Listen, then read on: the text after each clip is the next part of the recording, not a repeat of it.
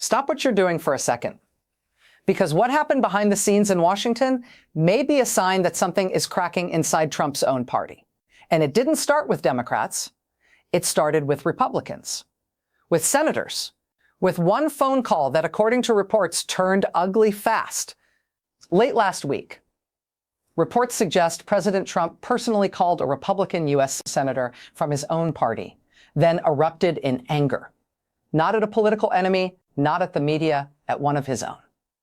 And the reason matters. She supported a move to limit the president's power to launch military action without Congress. Now stay with me, because this part is bigger than one argument. What we're seeing right now looks like something American politics almost never shows us anymore. Organized resistance to a sitting president from inside his own party on war and peace. Not just talking, not just concerned statements. Real action. A revolt that doesn't look like normal Washington drama. Usually the pattern goes like this. A senator says they're worried, makes a serious face for the cameras, then votes with the president anyway. But this time, it's different. This time, Republican senators are reportedly working with Democrats to push a war powers resolution, a formal tool designed to box in presidential authority and stop military action without congressional approval. That's not a small disagreement. That's a warning sign. Because when lawmakers from your own party start putting legal guardrails around you, they're not just debating policy, they're signaling we don't trust where this is heading. The phone call that may explain everything. According to reports, President Trump called Senator Susan Collins, a Republican, after she supported the resolution. And sources indicate the call was filled with harsh language, more pressure than persuasion. And here's what makes that moment so important. When a president reacts to limits and oversight with rage, it can reveal how they view power. Not as something shared, not as something controlled by law, but as something personal, something they believe no one has the right to restrict. That mindset, more than any one vote, may be what triggered this pushback. What set all of this off? Greenland? And the word military? Now, here's the issue that seems to have lit the fuse. Reports and public remarks suggest President Trump has repeatedly floated the idea of using U.S. power to acquire Greenland. At first, many people brushed it off. Some thought it sounded like a headline designed to cause outrage. But according to multiple public statements that have been discussed in Washington, it wasn't framed as pure comedy. It was raised in a way that lawmakers took seriously enough to act. And that's where the fear comes in. Greenland is connected to Denmark, a longtime U.S. ally and a member of NATO. And NATO works on one basic promise. An attack on one member is treated as an attack on all. So the nightmare scenario that analysts believe some senators are trying to prevent is this.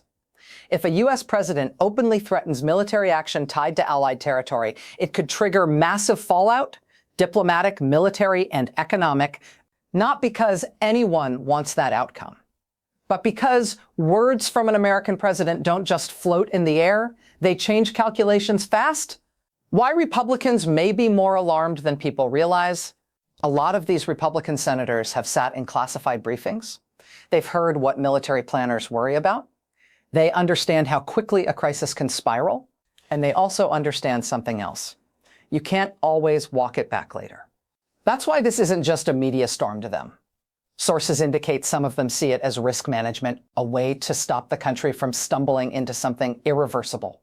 The War Powers Act, the emergency brake Congress rarely uses. The War Powers system exists for a reason. After Vietnam, Congress tried to stop presidents from sliding into war without real approval. It's supposed to be the emergency brake. And now Republicans appear to be pulling it against their own president. That alone tells you how serious this has become. The intimidation didn't work, and that might be the real story. Here's a detail that may matter more than the phone call itself. Even after the reported blow-up, Collins didn't back down. Neither did other Republicans who supported the effort. So what does that mean? It may mean Trump's usual pressure tactics, public attacks, private threats, party discipline, are not guaranteed to work the way they used to. And that changes everything. Because in politics, loyalty isn't permanent. It's a deal. And when lawmakers decide the deal has become more danger than benefit, the math changes quickly. A second front. Emergencies and executive power. At the same time, there's another fight building. Trump also declared a national emergency tied to Venezuelan oil assets, according to the script's claims and discussion. On the surface, that sounds like energy policy. But critics argue emergencies do one key thing. They shift power toward the president and away from Congress. And analysts believe this is part of a bigger pattern. When oversight increases, emergencies appear. When questions get louder, the story turns into a crisis. When Congress tightens the leash, the administration changes the subject. Whether you agree with that view or not, it's the kind of pattern senators watch closely, because emergency powers are one of the fastest ways a president can expand control. The quiet threat, oversight, timelines, and paper trails. Now let's talk about the part that doesn't make flashy headlines, but can be the most dangerous for any administration. Oversight.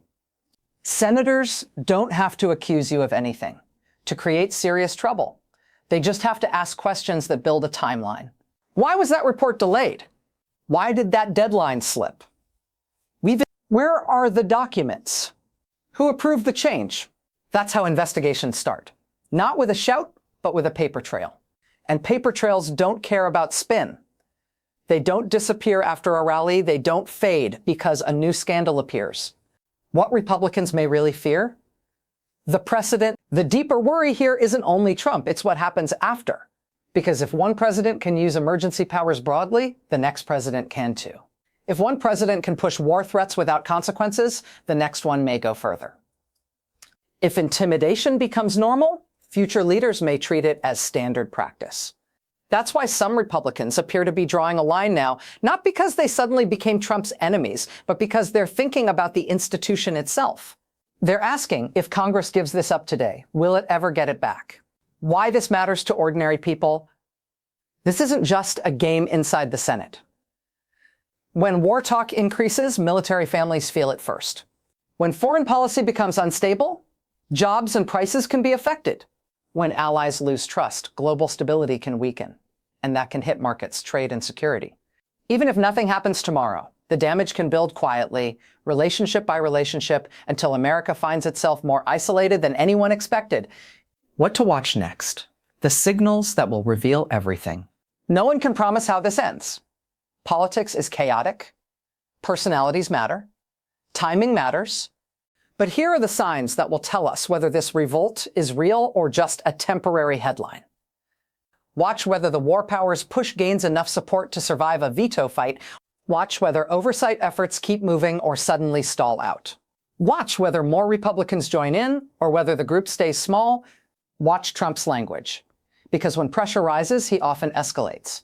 And most of all, watch what happens to the Republicans who said no. Do they lose influence? Do they face retaliation? Do they get targeted politically? Or do they survive and prove resistance is possible? Because that answer will tell us whether the cracks inside the party are growing or whether they're about to be sealed shut. And that brings us to the real cliffhanger.